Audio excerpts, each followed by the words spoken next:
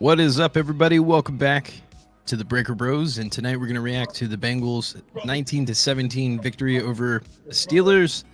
I guess some of the other final games and the firings, which is I don't know if it's a shock, but I'm glad to see the Bengals. I guess do something quickly.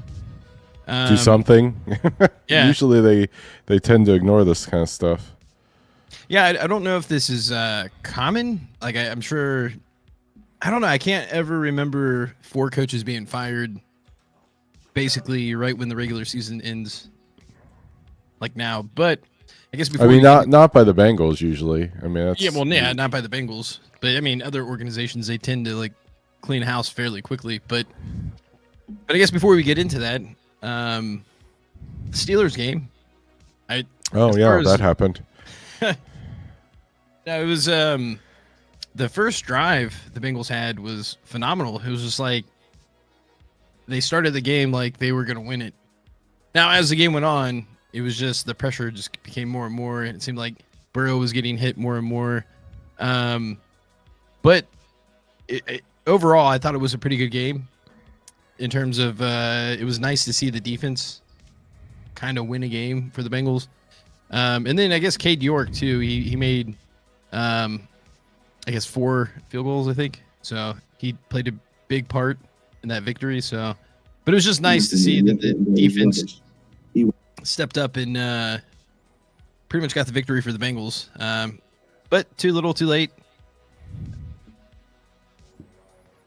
Yeah, a little bit of that. I mean,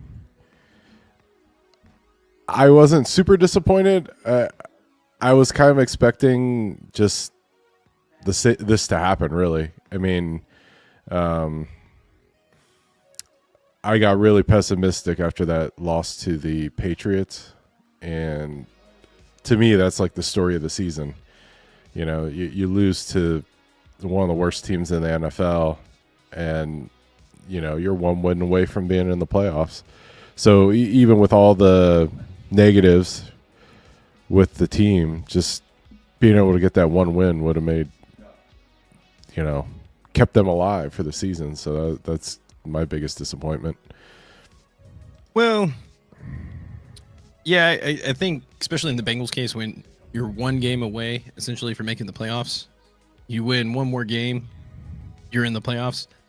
I mean, I feel like there was 7 games you can kind of look out throughout the season where if they would have just performed a little bit better, or mainly on the defense. I mean, there were some aspects from the offense where maybe it could have led to a loss or contributed to the loss, but mainly it was on the defense. I mean, when you average close to 30 points a game, like, you should have a pretty good winning record, more than one game over 500, and then definitely should make the playoffs. So, and then shout out to Jamar Chase. He officially got the Triple Crown. Played really well in the Steelers game as well. I think he had like 10 catches, almost 100 yards, and a touchdown. Trey Hendrickson came up big. I mean, I felt like he pretty much closed out the game, especially in the second half. I felt like he had like 2.5 sacks in the second half, I think. But yeah, he felt like he pretty much closed out the game for the Bengals, because, I mean, there was parts late into the game where it almost felt like the Steelers were going to come back and win it and steal it at the end. But, I mean, the way the Steelers played, especially their offense in the second game, is how I thought they were going to play in the first game. I mean, the first game, they made, what's his face look like? Joe Burrow? No, not Joe Burrow. Their quarterback, Russell Wilson, like he was back. Yeah, I mean, they made Russ Wilson look like Joe Burrow. That's kind of my running joke for the season, is that Joe Burrow plays like Joe Burrow every week, but then the Bengals defense has been so bad that whoever they play against basically plays as good as Joe Burrow. So that was just kind of emblematic of the whole season. That the first Steelers game, the second Steelers game was more like probably what we would have expected from the first game. So, but yeah, I mean, I guess the one positive is they were like 500 in the division, which is a major improvement over last year. But, you know, is not too much to take from that. Yeah, it's nice that they, because basically the turning point was after that Steelers game, and it felt like their defense started to play a little bit more middle of the pack. They were getting more pressures, more turnovers, and it's like had the Bengals defense just played, 15th best defense, or maybe even like 20th best defense in the league, they're in the playoffs. Yeah. But I guess what I'll say about it too, it's like had the Bengals made the playoffs and everything went their way, because I feel like it would have been more of the same. I think they would have done some damage, but at what risk, right? Were they really going to win the Super Bowl with the team that they have now? I don't know. I think they would have maybe won a playoff game or two. I think they would have. That would have been nice. Yeah, but then the thing I worry about is like you're playing pretty much all the teams with pretty good pass rushing in the playoffs, right? So it's like, is it really worth potentially Burrow getting hurt late into the playoffs? Right. This reminds the me of offensive that, line's been not great. Yeah, I mean, pretty much all the things we're kind of like talking about are the reasons why the coaches got fired. But yeah, I don't know if it would have been worth watching all that, because it's like he was getting hit more and more like as the season went on, and that's how the games started too. It was like I felt like when they're on script, they play way more efficient, but then when they get towards it, like the second half and all that, like he starts getting hit more and more. And then that play with the Steelers where the two defensive players landed right on top of Burrow, that should have been a penalty. Yeah, I know. What was I thought like the NFL made it where you couldn't land with your weight on the quarterback, and I guess if two people do it, does it cancel out? Well, that's what the guy said. It was like the most asinine thing I've ever heard in my life. It was like they had that NFL official came on or whatever, and he was like, "Yeah, well, the one player was towards the side, and the other guy fell on top of him." And I was like, that doesn't make any sense. It's like, yeah. Oh, so if it's two people, it's okay versus one. Yeah. Like that makes no sense. Right. The whole official on the TV. I mean, that's like Roger Goodell's commissar, just spreading the Kool-Aid, making up stuff on the fly. I mean, it's just like, if you have rules, have rules. I mean, it's such a BS rule. Well, if that was Patrick Mahomes or Allen, they would have called it easily. Like there would have been 3 flags on the field out before. Of the game. Yeah, definitely fined. But also, I guess one more thing before we stop talking about this game, or I'm not sure if you have any more to add to it, but I thought the secondary played pretty decent. It seemed like I said, from the first Steelers game, the defense really turned it around, and I felt like as the season went on, towards the end of the season, the DBs started to look better. So I feel like that's one of the positives going into next season, is that I think our DB depth is going to be pretty good. It's just going to be figuring out how they're going to rearrange, I guess, the linebackers and defensive line. But yeah, it was just, I felt like, I think Cam Taylor-Britt had a pretty decent game. It felt like, and I even saw that, I think McKinley Jackson had another good, decent game as far as PFF scoring. But yeah, no, there were some positives, but I think overall, I guess I'm at peace with them losing and not making the playoffs, because there's in terms of like the defensive line and specifically the offensive line, they really need to shore that up. Like I think we're good with our tackles and Karras, whether he stays in the center or maybe moves to the guard. I feel like there definitely could be upgrades to the guard, or basically up the middle of the line, because if they can just get even an average guard on both sides, it's just like it would go such a long way. It's kind of crazy that they're continuously in this position year in and year out with Burrow. But I mean, part of it is Burrow. I mean, when you're passing it 60 times a game, I mean, it's just really hard for offensive linemen to keep up with that. Like, part of the benefit of having a run game is that it allows your offensive line to be a little bit more aggressive, and you're not always playing off your heels, you know. So it's like, Hey, you're speaking my language. Yeah, I mean, it's just I think the lack of running, the lack of commitment to running, it's just like you don't wear out the defensive line on the other team, and they keep coming, and in the second half, it kind of wears down the offensive line, and I think that's why they had so many injuries on the offensive line. It's because they don't run enough, or I don't know if running's the right word. I mean, screenplays. They got to come up with some kind of way of attacking the defensive line from the other team. You know, whether it be the run, screen game, just throwing it out to the flat. I mean, it's. I mean, I think specifically in the Steelers game, it was just a lack of being able to run the ball in the red zone, and I feel like that cropped up in the last few games. Is that you do great. Moving the ball in between the 20s. And it's almost like with the offense that the Bengals have, it's almost easier for them to score until they get into the red zone because they're a big play offense, right? So, I don't know. what's up, Dustin? Who day? Weird season for sure. Very weird season. Because it's like, it started out kind of like on the low end, and basically throughout most of the season, we're like, oh man, it's going to be a stinker. And then classic Bengals with Burrow, it's like they turn it on. But I mean, obviously this year they turned it on too late. But he's very streaky, and he tends to win late into the season, which is very important. Now they just got to figure out the beginning of the season. But I guess what games in September matter? Is that true? I've always said that. It's like you want to start out hot, and it's like in the middle of the seasons where you can kind of like, you know, maybe have a few bumps, but you definitely want to get rolling towards the end of the season. Like they figured the end of the season out. Now they just got to figure out the beginning of the season. It's like, if you look at the last couple of years, if they won or had a winning record in the first quarter, they make the playoffs back to back again. And last year they would have won. I think one game, right? If they would have won one more game, they would have been in, right? This year for sure. I can't remember last year. I don't know if it was the case last year. It felt different. Yeah.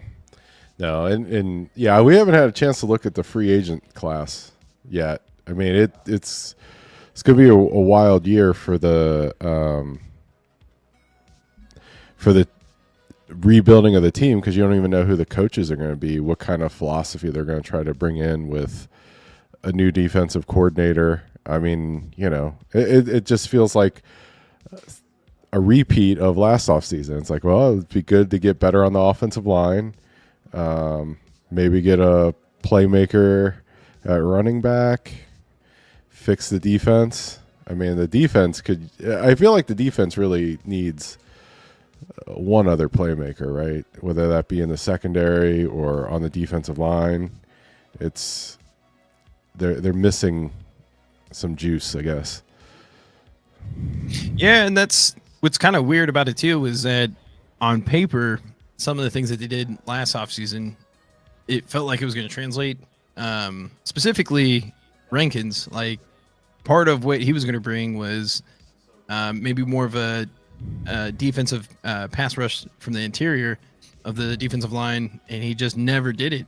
Like when he was supposed to come in and specialize, we never really saw it. I mean, there was like maybe a few moments in, I don't know, maybe a game or two where like you saw flashes, but then right when it seemed like he was about to turn it on, he something happened. I don't know exactly why they had to put him on an IR, but it was like it was right at the LA game, right? The Chargers. He got sick and then he just never came back. So I mean, I hope he's okay, but it doesn't seem like he'll be back though. I can't imagine they would bring him back. Yeah, I mean, I don't even know if they can cut him. I don't know. We'll have to dig into salary cap and, you know, look at cut candidates and whatnot over the coming weeks. He's definitely a candidate because I think his salary is $12 million. So if you cut him, you can save 10. I think the dead money is $2 million. So I mean, it's like an easy decision. It's not like right. So it's not a problem at all then if it's only $2 million dead money. He practically wasn't there at all this year. So it's like You're basically getting No, $2 million back. You're not really losing anything because he. no, not much. I mean, I would have to say that Larry Guy was a bigger contributor than Sheldon Rankins this year, which is Yeah, crazy. Um, it's crazy to think about. And then I kind of want to touch on the Chiefs game because I know, like in my mind, I know they were playing their backups, but I thought it was going to be competitive. But it felt like they really laid down, and it was kind of disappointing. I mean, credit to them, they earned it. That was their decision. But it's like, to me, that's what the NFL doesn't want. That's part of the reason why they extended the season. It's part of the reason why they added one more playoff team, is that they wanted these games to matter more at the end of the season to try to prevent that. But it's like it felt worse than just a preseason game because it's like they weren't playing any of their key start, or I don't think they barely played any of their starters. Maybe 3 or 4 actual starters played, but they basically rested all their key players. And then it's just like it didn't seem like they had any game plan. It was just like, just go out there and whatever. And then Wentz looked way worse than what I thought he was going to look like. Like, he just looked so bad. I can't imagine he'll be on an NFL team next year. It's just based off of that. Carson Wentz is going to play for another decade, man. I can't see it. It doesn't matter. I mean, there's such a shortage of guys that have that kind of ability. I mean, obviously it's waning, but he does have experience as a starter, and you're going to need guys like that always. All right, so I guess Dustin's comment kind of transitions into the Anarumo news, and we wanted to talk about that. So, yeah, I mean, bottom line, right? It's a bottom line business that they drafted players, signed players on defense, and like nobody did anything. They said it was pathetic. It was funny because I was watching, or not watching. I'm on X quite often just to kind of get a feel of what people are saying or feeling, and it was like a mixed review with the Chiefs fans. There's a lot of, Chiefs fans were like, well, they earned it. They could do whatever they want. But it's just, again, to me, that's not the NFL. I get it if it's preseason or even if you just rest like your top 7 starters, right? You're allowed to have 7 inactives, whatever. Then do that. But just to completely lay down, it was just like, to me, that's not football. Like, you gotta, as the NFL, you gotta try to avoid that, because it's like you had this really exciting scenario where a team with only 5% chance to make the playoffs. And if they were to make the playoffs, like that's exciting. Like, had the Bengals made the playoffs and played the Bills in the first round, like, to me, that would have been one of the biggest, as far as televised ratings in the first round for the wild card round. I'm sure it would have broke records, because like Bengals versus Bills, and for the Bengals to sneak in. But then again, kind of like what I was saying before, in a way, I'm kind of glad that they. Not that I'm glad that they lost, because I felt like they could have won a game or two in the playoffs, but yeah, that would have been good. Risk? Yeah, but it's just like they need to fix that offensive line. It's like I can't. It just, watching those games and just seeing Burrow consistently get hit, it's so disheartening. Like, it's just like, and I get it too. They do pass a lot. They put a lot of pressure on their offensive line, but I mean, there's just. I don't get it. I just don't understand how it could be that bad, especially when you have a quarterback like Burrow. In a way, like, I kind of wish, and I saw this as far as like bringing in a different defensive coordinator. I mean, obviously they already fired Lou, but I saw someone posted about Marvin. I would bring him back. I know that's probably not popular. He's too old, man. It's that ship has sailed. You think so? Oh yeah. I mean, that's. But the thing about Marvin, I know he wouldn't be the head coach, but I feel like under Marvin, we always had at least a decent offensive line, to even like elite at one point when we had. Yeah, Marvin Lewis was a good coach, and he was good at managing the way that the Bengals deal with their front office. But Chief starters will not have played for 24 days. That's so wild that they didn't give him just a quarter. Yeah, I don't. That might backfire on them, but just the way the season's going, I'm convinced that the NFL plays favorites, and I really do think they want that three-peat. I think they're going to give them the three-peat, or try to give them the three-peat as much as they can. and then gloves are off next year. Like I feel like they're just gonna find another team to kind of favorite, but I don't know. This has been brewing like the last couple of years. It's been building up to this point. The NFL has never had a three-peat, so like to me, this is what they want. But whatever, we're on to the next year. I don't know how much I'm gonna watch of the playoffs. I'm definitely gonna watch the Ravens Steelers game because I would love to see the Ravens lose in the first round against the Steelers. That would be so epic. I guess. Yeah, it would be. Want them both to lose. Is that possible? Well, they can't tie, but it would be because like the whole thing with Lamar and the MVP. And don't get me wrong, I in my mind, I think Lamar Jackson's definitely top 3. Because if we had to go overall as their career, I mean, if you go by just the season, to me, Burrow, without a doubt, best quarterback or best player playing the quarterback position this year. But if you're going like career wise, and it's got to be Mahomes at 1. To me, Burrow second, and then I would put Jackson above Allen. But that's just me. But where I'm getting at is like last year, there's parts where I felt like Lamar was underrated. And then this year, I just feel like he's being overrated. It's like, I don't know. I'm kind of, I guess where I'm at with it is just like, he hasn't really done anything in the playoffs. And to me, it would just be funny if Lamar and the Ravens lose in the first round after like all them Ravens fans clamoring for him to be MVP. And even a lot of the national media was like trying to give it to him. But I mean, realistically, it's probably going to go to Allen if you just based off of history. They tend to give it to the team that has the better record and the player with the best stats on that team. Like, had Mahomes played like he normally plays, he probably would have been the MVP, but this was definitely a down year for him. And don't get mad at me, Chiefs fans, because I understand a down year for him is like a great year for most other quarterbacks, but to his standard, it wasn't that great. And he had a lot of turnovers, but yeah, to me, it would just be funny if the Ravens lose in the first round. So I'm kind of rooting for that, and I can kind of see it happen, especially with the Steelers. They tend to play them really tough, so should be interesting.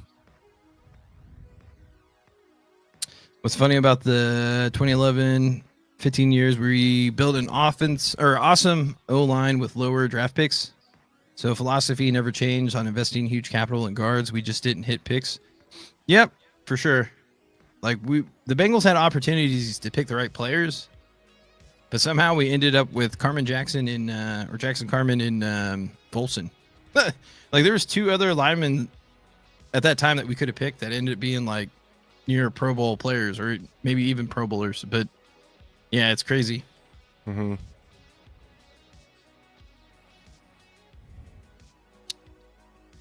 Weird feeling like out of nowhere Houston will ball out. I don't know. I think Houston's another one and done team.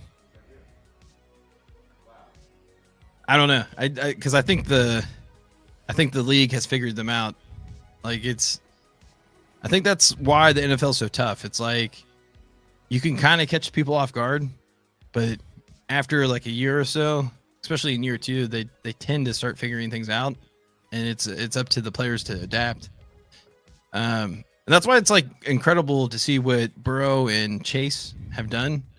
Even T. Higgins, when he's there or when they're all playing, is just that like for them to have the success that they had is pretty incredible, especially with Chase pretty much being doubled the majority of the time. For him to have 1,700 yards, 17 touchdowns, and like 123 receptions is like mind-boggling. And the crazy part was he dropped 2 touchdowns the last couple of weeks. So he probably could have had 19. And then I don't think he scored his first touchdown until week 3 of this year. Right, because the Bengals instigated that contract holdout. Yeah. Which, I mean, it was another death knell to the season is to not be ready because you've become an antagonist with your best receiver instead of, having them ready for week 1. And, I mean... Anyways, I'm done with the season. I don't want to talk about the playoffs. I'm over it. I'm just ready to talk about what's going to happen next year. So I mean, I won't be watching the Super Bowl. I'll just be, I don't know, college basketball or something. Yeah, I mean, I'm to the point where I will be shocked if the Chiefs don't win it. Okay, well, go to Vegas, man. Well, no, because I bet they have the best odds, right? Yeah, but you could figure out other ways. Yeah. There's also those prop bets. Is that what they call them? Yeah. Or did they only do that for the Super Bowl? I think mostly just the Super Bowl. But I mean, you can do prop bets online for like all kinds of stuff. Yeah, unfortunately, since I'm in Texas, I can't do that. Oh, okay. Well, drive to Oklahoma and park and then start propping it up. Yeah, I mean, I could go to one of the casinos in Oklahoma just to do the sports betting. Probably Well, not no, bad. I mean, you don't even have to go to the casino. You just have to go across the state line and then you could do it online. But that's the thing. If I go that far, like the casino's only like 10 miles into the state. Oh, okay. So, like I might as well just go to the casino where I can just like. But they don't do in the props at sports the casino. Well, they still have like a sports book where I could get drinks or whatever and just Okay. bet in crank it there. up. Right? Yeah. But yeah. So the firings, I guess. Okay. On to the firings. Yes. All right. So Lou, I mean, we kind of suspected it. I don't think it's really a shock. They did turn it around a little bit, but I think also what makes it more viable is that I feel like there are a lot of other defensive coordinators that are that could be an upgrade that are available, and that's why I think it's kind of like a opportune time to get someone else in, bring someone else in that's fresh. Okay, well, I feel differently. I remember Lou Anarumo's defense carrying the Bengals to a Super Bowl. I remember being excited that they were able to keep him, and I'm bummed that they got fired because I think that they fired the wrong person. I think they should have fired the general manager. I mean, I just think that this season was lost based on bad roster management. I mean, that's four Lou's deep. fault. It's not the defensive coordinator's fault if you don't have enough defensive tackles. That's the general manager's job to make sure you have enough players. I mean, they literally ran out of tackles. Yeah, but I'll give you that. The defensive tackles was an interesting situation because basically they all got hurt. Yeah. Is like so insane. you got to do something. You got to fix it. You got to make a trade. You got to do something. But it wasn't You can't try to win NFL games without any NFL defensive tackles. Like going and getting Larry Guy off the, as a street free agent. That's just not going to work. You got to go find somebody that actually is NFL caliber. Their philosophy needs to change a little bit because there's a prejudice against some older players. Like they just won't bring in some older veterans to come in. No, but I'm just saying like week one, when you start to look at your depth chart, you're like, wait, we have too many people hurt. We don't have enough players. Instead of calling people, you need to flip a 5th round pick and get a guy that's the number 4 defensive tackle from a guy that's actually, young and has some ability. You can't roll out there with you starting your 5th and 6th best option at defensive tackle. And then the defensive ends were hurt. I mean, it's just how's it Lou's fault that practically the entire 2 deep on the defensive line got hurt in the first 3 weeks? Well, it wasn't just the defensive line. I mean, they practically couldn't tackle all year. I know, but I mean, just the whole defensive line got hurt in the first few weeks of the season. Well, I think part of why the firing happened was he waited way too long to play some of the younger guys that were available, and it just seemed like the defense got. I mean, you can better when the blame younger people were playing. You can blame Lou for not developing the young guys, but the young guys weren't that good.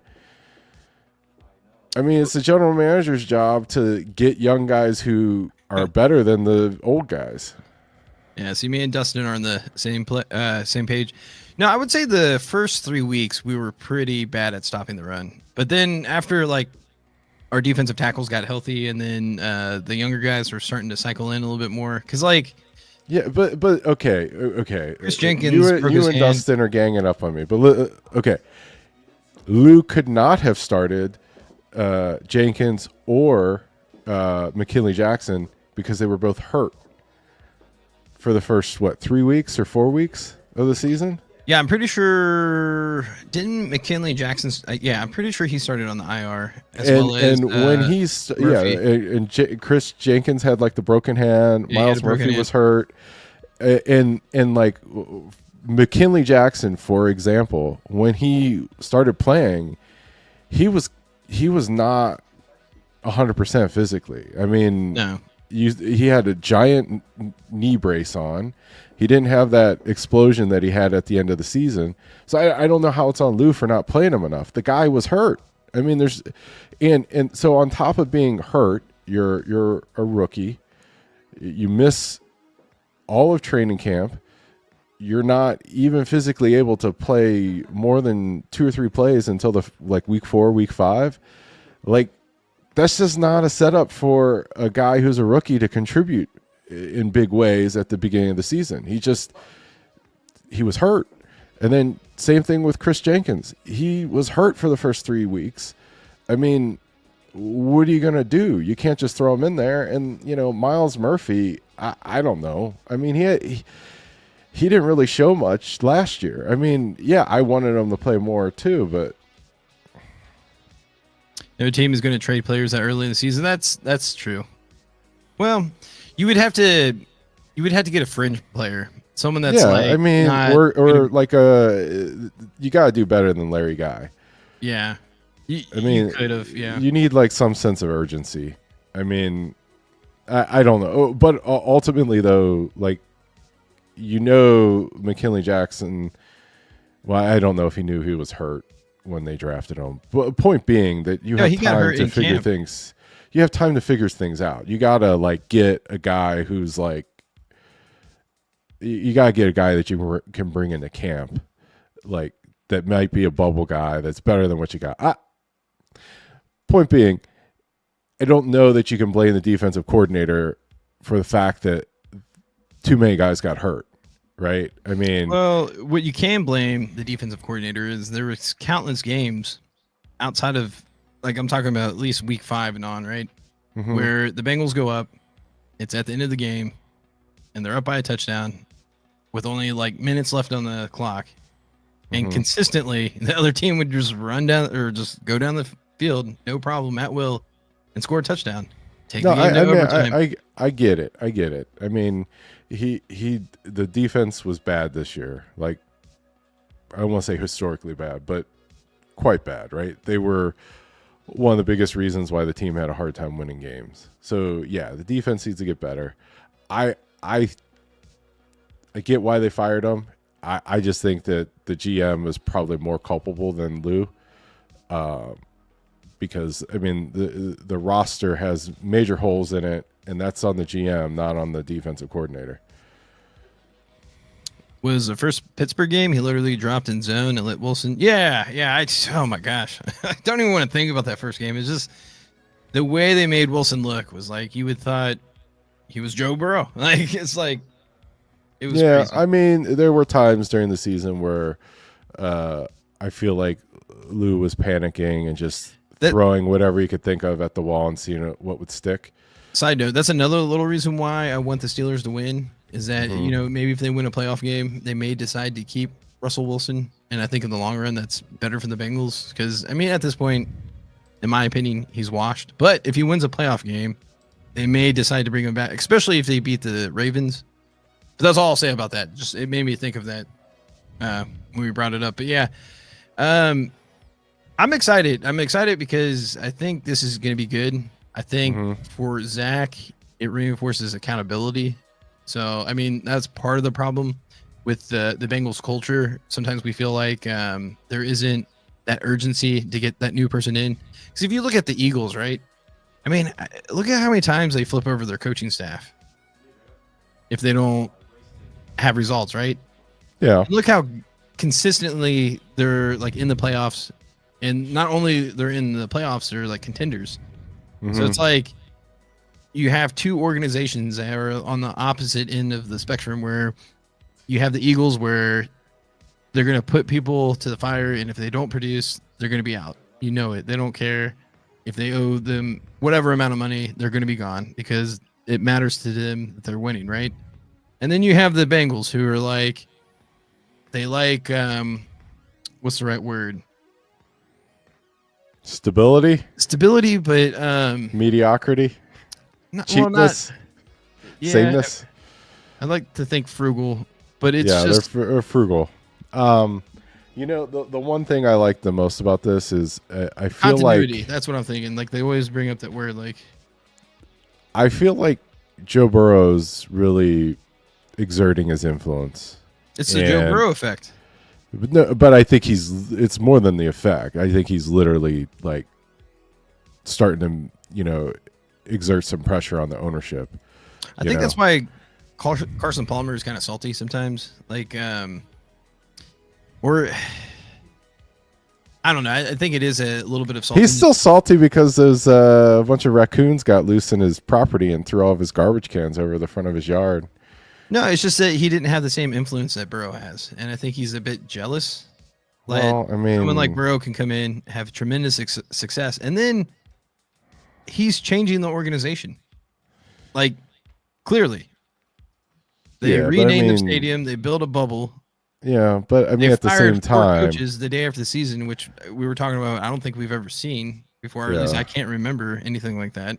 Yeah, but at the same time, Joe Burrow is a way better quarterback than Carson Palmer, so that's a big part of it. But the NFL is different than it was when Carson played, because I think the players have a lot more influence. I mean, it's not quite like the NBA where a player can say, "Hey, I'm done, trade me," but I mean, the players can move, right? I mean, you saw like Devontae Adams and especially quarterbacks when Carson Palmer was playing when he started, or when he came into the league, were a little bit more coddled. I felt like there was like a little bit room to develop, but nowadays it's just like, I guess where players have developed so much, especially in college systems, is that you can pretty much put a rookie in nowadays and have a lot of success and actually produce. Yeah, and then but it's also like a catch-22 because once you do that, you got to maintain it, and if you don't, you're out. Yeah, but I guess the irony of it is that Carson Palmer was the one that forced his way out of town. So if he would have came after, if someone before him would have done what he did, he probably would have been able to get what he wanted. Right. I think like Carson was one of the first guys that were able to like shoot their way out of town. No, I agree. I think there's some truth to that. And because I always thought that Mike Brown had like a soft spot in his heart for Carson. And it really like kind of hurt him that he wanted to leave. Because like he was adamant, like, okay, I'm not going to trade him. Like he's okay with Carson retiring as a Bengal or whatever he was going to do. But then like the Raiders just came up with like an offer that they couldn't refuse. So it was just like, but yeah, I do think it's like that scenario where it's like when you have your first girlfriend and you get dumped or whatever, you know, like you always have that feeling. It's kind of like what I felt like with Mike Brown and Carson Palmer. So I think there is truth to that because there was a bad break. He definitely doesn't, because they know what they have in Burrow. Like he's a legit, as far as like NFL terms, he's like a superstar. Like he's gonna bring in the revenue. I mean, yeah, it's Burrow, it's Chase, it's Higgins. They all get along together. They're all the same, like in the same age group. You know what I mean? Like it's not like one guy's like gonna retire in 2 years. Like they're all, you've got the critical mass of great players together, and you just need to do the basics, right? You need to build like an average offensive line, right? The Bengals don't need to build like an excellent offensive line. They just need an average offensive line, like a good pass blocking offensive line and some kind of workable run game in the red zone. They need something average / athletic offensive line. Is what I'll say about that. Because they tend to go for or they should just do what the Chiefs do. Just start holding. Just hold every play. They can't do that because they're not. I mean, that seems the way to do it. Just cheat every single play, and then eventually they stop calling penalties, and then you're good, right? part of the reason why I think Burrow doesn't get some of the calls, which is crazy to me because he's a superstar in the league and they should try to definitely protect him, right? Yeah. But part of the reason why I don't think they get some of the calls that other quarterbacks would normally get would be, I think the league, out of all the owners, there is like some animosity against the Browns. Like they don't. Yeah, because he like votes against everything. That anything that's going to make money for the league, he votes against, and that's how you piss off people that want to make money. Yeah, no. So vote against anything creative that anybody else wants to do. You're like, no, we're not doing that. I do think there's a little bit of that. Game coordinator Justin Riscati. Am I saying that right? Look at Chase's route tree this year is brilliant. Yeah, no, I mean that's the thing is that the offense really took it to another level. They figured something out because it's like this year's offense reminded me a lot of I think maybe 2020 and 2021. Is that right? Chase was drafted 2020, right? Or maybe it's 2021. I think it's 2021. That's I can't remember years. There's too much snow today. I'm just. No, I think it was 2021. Was I'll go with it. Yes. Because that seems right. Because I think Burrow was drafted 2020. That seems right. Yeah, because that's COVID year. Yeah. The 2021 offense was just so explosive because the league just, they didn't like they knew prospects have potential, but it was just like I'm pretty sure Chase's rookie year was probably the most he's ever been single covered, and then as time went on, like teams started to double him more and more, and I do feel like there was a few years in between, like his second and third year, where they were still trying to figure everything out. And I feel like this year they kind of like broke the door open. I mean, obviously he had 1,700 yards, 17 touchdowns, so they figured something out. So I feel like that's something that you can build going forward. And it's just like, and then another thing I want to mention is Chase Brown. I mean, yeah, I was going to say Chase Brown too, because I feel like I've been ragging on the run game, and I feel like he was actually like able to take the ball into the end zone. And, well, he's not. I mean, ironically, he got hurt trying to like not go into the end zone, which just such a bad break. We got the bookend tackles, which is the hard part. Correct. Guard play, you just need. We're just saying that we just need something average. It doesn't even have to be top 10. If you're in the middle of the pack, if we had average guards and average defense, like we're in the Super Bowl. Like yes. How come we can see it? How come we can see it and they can't figure it out? Yeah, I don't know. I mean, I don't get it either because it's like it's obvious. I mean, like the hardest thing to do in the NFL is to find an elite quarterback. Yes, the Bengals have an elite quarterback, and they can't figure out how to find guards. Yeah, it's just like insane. That's why, maybe we should bring Marvin Lewis back as the offensive line coach. Oh yeah, I don't know. I don't know anything. I don't know anything about offensive line coaches, but I will say this about Frank Pollock is, sorry, I was going to make a Cordell Volson joke. I just don't. I don't know that he's a bad coach. I don't know enough about offensive line and offensive line coaches to even have a real opinion on it, other than to say, I just think it was like a mismatch, like they needed to draft different kind of guys, and they just needed a different philosophy for how much they want to throw it. It just felt like he wanted to get like maulers to like run power, and the Bengals wanted to like, have like light guys run to the perimeter. It just never felt right. Well, they always get these for instance, Volson, wasn't he a tackle? I could be wrong, but then they're I think it was a left tackle, and it's like, okay, why don't you just they I mean, that's the Bengals. He's a tackle. That's the Bengals kryptonite. That's the Bengals kryptonite. A guard. Well, no. How about just admit that you can't draft a guard? Go give money to an adult, a fully grown NFL guard. Just go give him money. Go give him money and put him in there. Who do you think Kappa is? Okay, well, he's aged out, right? He was fine when they first got him. Well, no, I think Do too, a little bit better though. well, Get Kappa, get when he came from Tampa Bay, I mean, they had a pretty good offensive line as a whole. And when you have a Mhm. really strong unit, it makes everyone better. To whereas like when you have glaring holes in the offensive line, like other people or other players have to overcompensate. Like it just makes every position harder. So it's like, yeah, I don't know. It's just it's a weird thing because it's like, I don't have a problem with Kappa. The problem isn't that Kappa's on the team. The problem is that they don't have somebody better than Kappa. So go get somebody better. Keep Kappa, get somebody better, nah, I think you got to cut write that Kappa. money off, and then go draft every other position. Because Nah. they can draft other positions way better than they can guard. Well- So why keep throwing draft picks down into the abyss? Stop burning your draft picks on things you don't know how to do, right?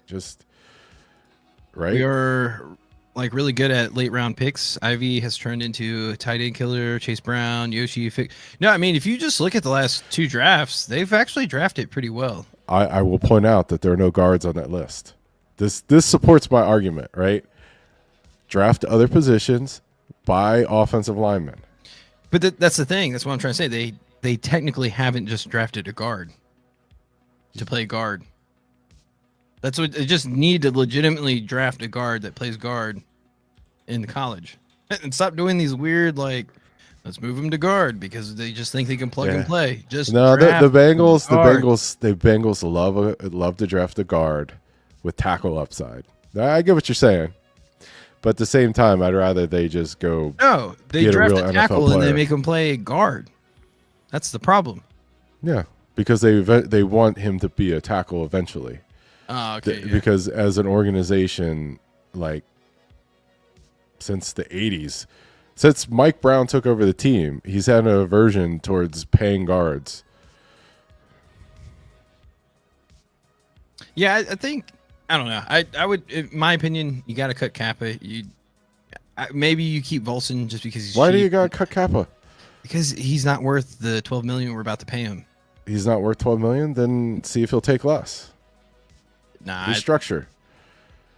no. I honestly like, and I'm sure we're gonna get into it in a few weeks or whatever when we start actually evaluating some of the college players. But there could be a legitimate guard in the first round that we can draft to play guard.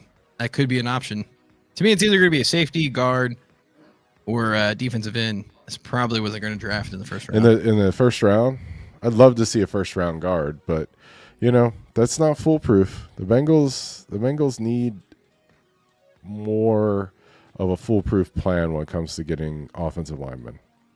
I kind of like some of their prospects. I mean, Cody Ford is not a prospect, but if he is the backup guard or the swing, I wouldn't even call him a swing tackle. Maybe you could plug him in as guard, and he could be the one average guard, and then maybe we could try to draft a player with much more upside.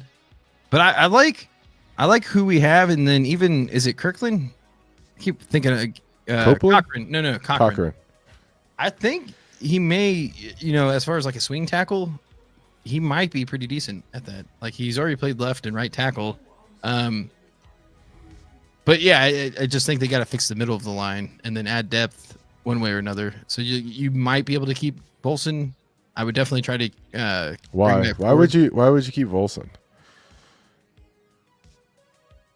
It just depends on how it shakes out. I don't know who's available in free agency, and I don't know He's who they just can draft. not. He's just not good enough. He's never been good if he enough. gets cut, I wouldn't. It wouldn't like break my heart. But I mean, see like why you would the just keep thing. him as The thing backup. about Kappa is that Kappa's like okay, and you can do better. Volson is like not an NFL guard. That's fair. But the thing about Cap is like he's just not worth the 12 million or whatever. Yeah, but that's fine. He's still NFL level player. So Mason Graham or Kenneth Grant. I need more context. I'm assuming those are college players, I don't know. college guards. I don't know. Let me try Google it. They Google it could will be tell me they could everything. be eighth graders for all I know. Or poets. Ooh. Oh yeah. No, Mason Graham is the defensive tackle for Michigan, right? I wonder And what.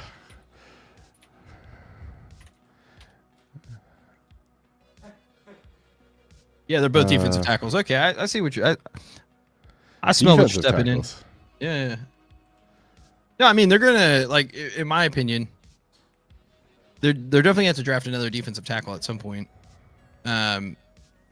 Probably within the first 4 rounds, right? I feel like within the first 4 rounds, and however you shape it, you got to get someone on the offensive line, defensive tackle.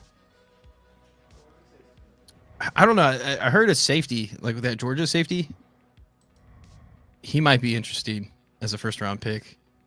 And then I think you might be able to afford to get like possibly a guard in the second or defensive tackle.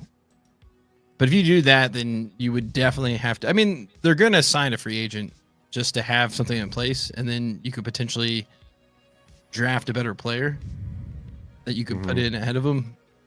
But that's why I think it would be important to bring back Cody Ford at the very least. I feel like our hand's been forced. I guess this transitions into the offseason, but here's the hot board from PFF for 2025 for guards. So the top ranked guard is a second rounder. So you got Alabama guard, Georgia guard, Ratledge, Texas A&M guard. Yeah, another thing, we need to start drafting guard. more Georgia guys. What happened? Why did we stop drafting Georgia players? Like, did we have like an incredible run with like Georgia players? Well, that's no. It's like, I mean, we were talking about Marvin Lewis earlier. It's just like, get your linemen from SEC schools. I mean, it's like a simple formula. Can you look up the safeties? Yeah, I'm going to drill over guards. Oh, Luke Kandra, but he's coming back to UC next year, I think. Well, PFS is full of shit then. Come on, PFF. Safeties, you say? Yeah.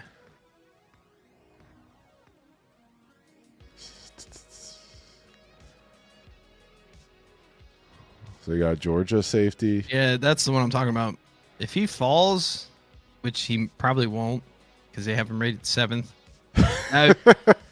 He could fall to the Bengals, right? They'll be picking, and it's not that far off. It's not that far off, and there's going to be a run on quarterbacks and probably receivers. And well, you'll have. I mean, based on the last 2 seasons, you'll have quarterbacks and offensive tackles go in the top 10 that PFF will have ranked a little bit lower. They'll just be top 10 picks because of their position, right? Yeah, I want Cody Ford back. Played 4 different spots. Yeah. Oh yeah, and he played really well against TJ Watt. That's like they got to bring him back. I'd say like cut Kappa and then pay Ford half of what you would have given Kappa, and we're good to go. Stoked on McKinley Jackson. That's right. His get off is impressive. No, that's exactly what we noticed. In 2, I think, with the way the season went and how the injuries played out, I don't think like McKinley Jackson or even Jenkins. Chris Jenkins. I don't think they were really playing like the techniques that they normally excel at. I think they had to do other things that they don't normally, or not what they're known for. But it also felt like as the year went on, it felt like they were getting better.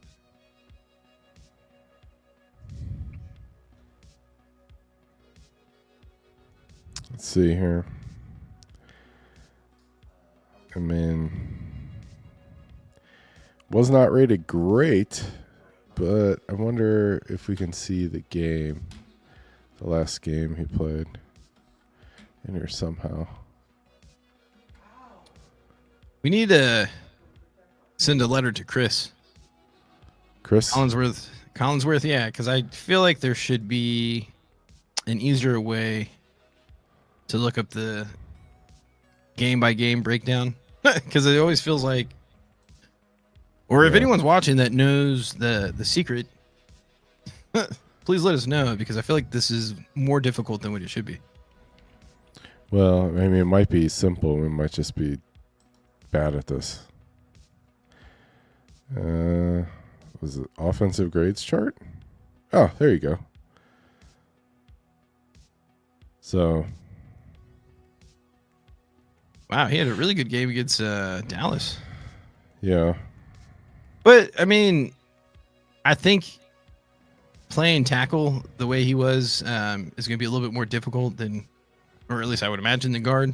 Now I say that with a grain of salt, but because we've always had trouble finding good guards. But I feel like I think he could do it. I really do.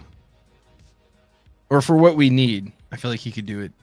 Yeah, I mean, I like him. I think he, in a lot of ways, I don't want to say saved the season, but I think, I think Joe Burrow is probably really glad that he was on the roster.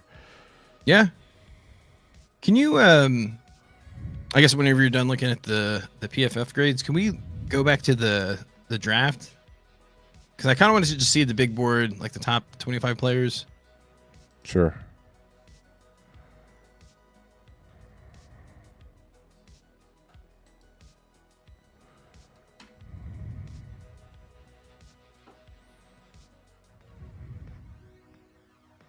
Yeah. Receiver, defensive tackle, running back. I wonder how far he's going to drop, though. Who, Genti? Yeah.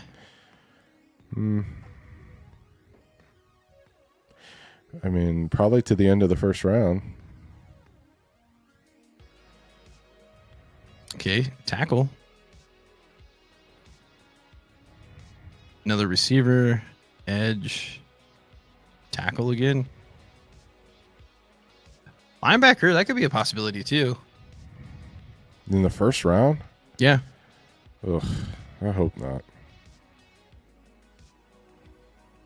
Well, I mean, you got to look at like who could you draft that could potentially be a starter. That would be an upgrade, and I feel like linebacker. I mean, if you're going to draft an offensive lineman, I would not have a problem with drafting a tackle. Yeah, but if you do that, then it's going to be another one of those situations where they don't play much in the first year. Well, that's not true. I mean, Mims has been hurt a lot. Yeah, maybe he's a guard. I don't know. Of course, we're talking, and now I'm starting to sound like the Bengals. We'll just draft a bunch of guards or tackles. I feel like Starks will drop to 17. Safeties really go top 10. That's true, but I guess it's always like the Bengals curse. Like the players that we really want, that like makes the most sense, always get drafted like 2 picks before the Bengals. Yeah, but both the Steelers and the Ravens are going to pick after the Bengals this year. So the Steelers usually take the guy that we want. Yeah, it seems like a lot of defensive tackles and edge players. So I don't know. This might be a good first round for the Bengals. The way the grades look so far. Mm-hmm. But I do like that guard in the second. That makes sense to me. That was it Ratledge? Mm-hmm. Yeah, maybe you go defensive tackle / safety, maybe defensive end in the first round, and then go guard the second. A lot of edge guys. I could see an edge guy. Edge in the second. Or the first. I like Jack Sawyer. But there are a lot of... Oh, look. Tackle from North Dakota State. That's our new guard. Could be.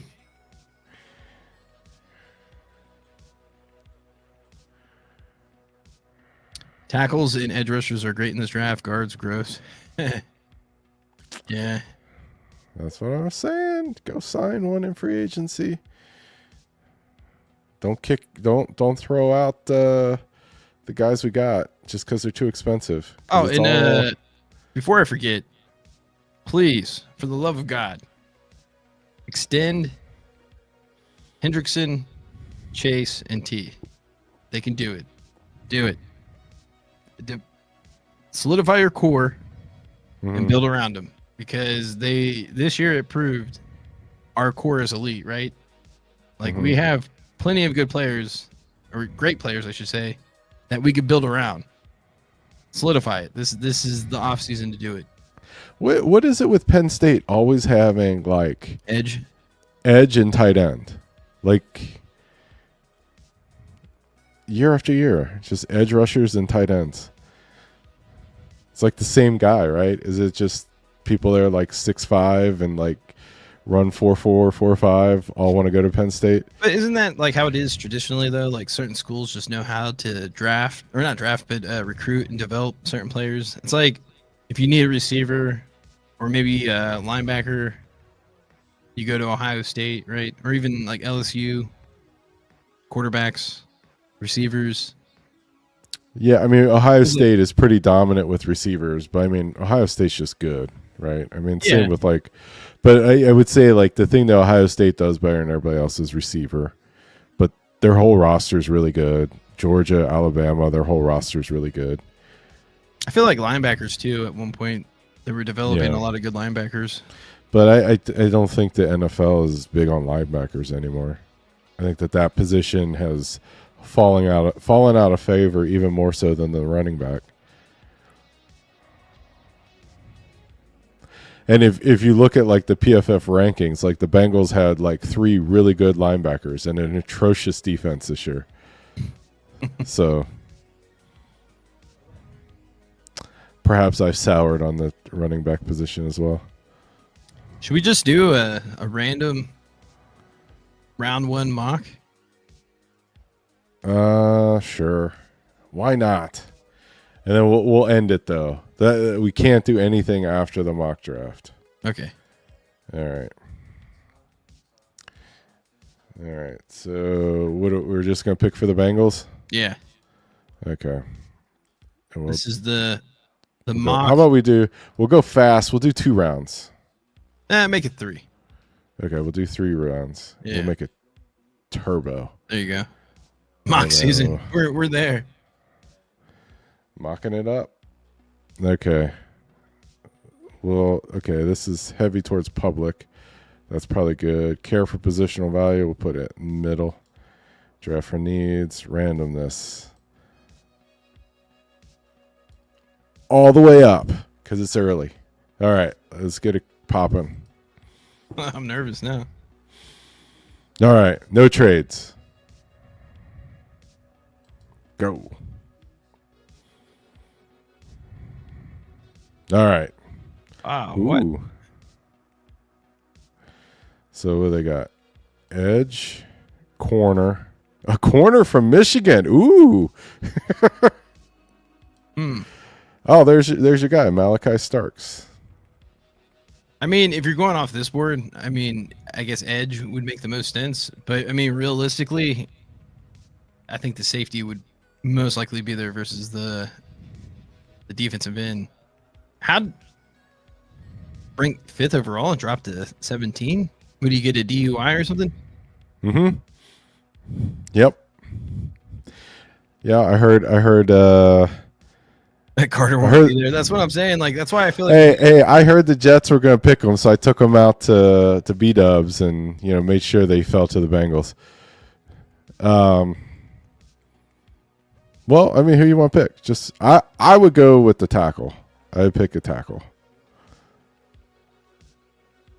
I mean, or the edge.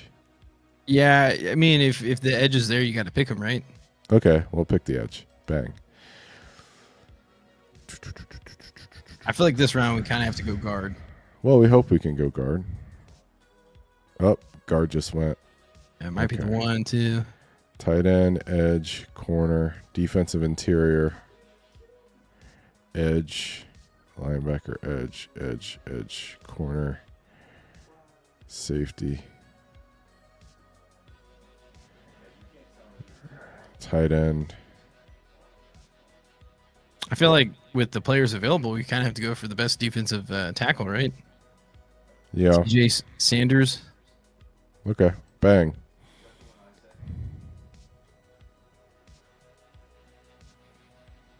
And then we hope we get a guard in the 3rd round. Is there like a receiver that could return kicks? Oh, there you go. Yeah, his name is I forget his name. I want to call him Charlie Murphy, but I know that's not right. Charlie Jones, sorry. Charlie Murphy. He's pretty good. Yeah, there are a lot of dudes. Okay, Walter Nolan, but we already picked defensive interior. Wait, can you go back up? Yeah.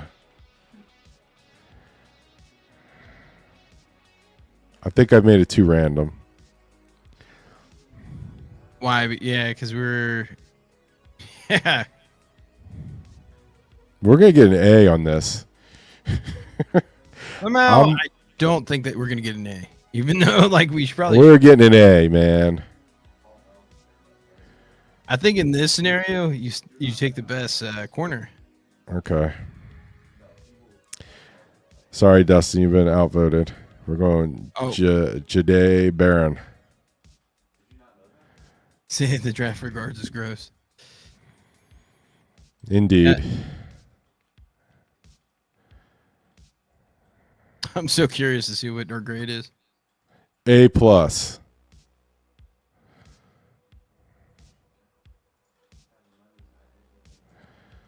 Oof. It's so good they can't even. Oh, brother, this is our best draft ever. And realistic. Yeah, absolutely. This is what's going to happen. We're going to get the 32nd best player at pick 81. Well, he had a slow 40, so that makes sense. Yeah. Overall grade A plus. Top 14%. Let's go.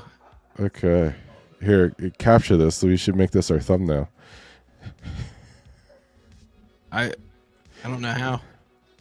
Wait, hold on. I think you might have joking. to do it. I was you joking. Save it? I could. I'm joking. I don't want to save it.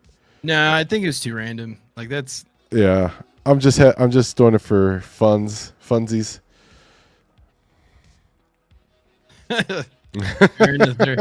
Hey, we worked our magic. Hey, that's right. We're available. Just, well, it'd be mixed feelings because if they ever let go of Duke, I mean, we know he secretly watches us. So, I mean, pay attention. Hey, but he's watching us. So really, we're like the shadow GM. But then I just said that the GM needs to get fired. So I guess I won't fire myself. That sounds about right. Well, Duke, if you ever get fired, you have a position here on the show. We would love to have you. Yeah, I mean, he can fill in when Drew's not available. All right. Well, you ready to head out? Yes. All right. Yeah. Thank you for stopping by, Dustin. We'll see you. I guess when we see you, I don't know when we'll have our next stream. Might take a little break, or maybe we'll just take a deep dive into the prospects. But for now, we'll have to end it. But yeah, thank you for stopping by. Peace.